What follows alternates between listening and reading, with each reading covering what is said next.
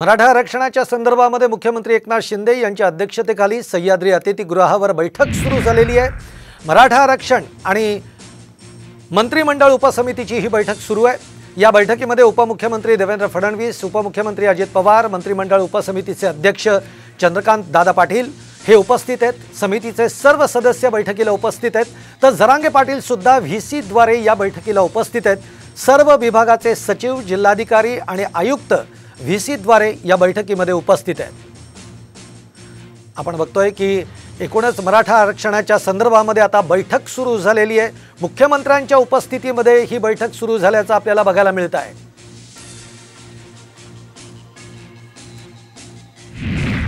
मराठा समाजाला सरकारने 7 महिने झुलवत ठेवण्याचा आरोप जरांगे पाटील यांनी केलेला आहे।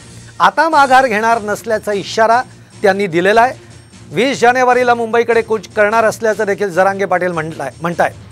सरकारने मराठा आरक्षणाचा मुद्दा गांभीर्याने घेण्याची गरज आहे, अन्यथा त्यांना जड जाईल असा इशारा सुद्धा मनोज जरांगेंनी दिलेला आहे। मराठ्यांना द्यायचंच नाही, नुसतं झुलवत ठेवायचं। 7 महिने झाला आम्ही वेळ देतो। आम्हाला बी काय मर्यादा आहेत, समाजाला काय मर्यादा आहेत। आमचे जर पुरावे ओबीसी आरक्षणातले सापडे तरी देत नसतात म्हणजे याचा अर्थ 100% प्युअर अन्याय मराठ्यावर। तिच्यात बदलच नाही। 20ला मुंबईला जाणार मराठी, घरी नाही राहत आता मराठी। सगळे तयारी केली आहे आम्ही मराठ्यांनी। आम्ही धडक मारणार, आरक्षण घेणार म्हणजे घेणार, शांततेत जाणार। जो शांततेत करणार नाही तो आमचा आंदोलकच नाही।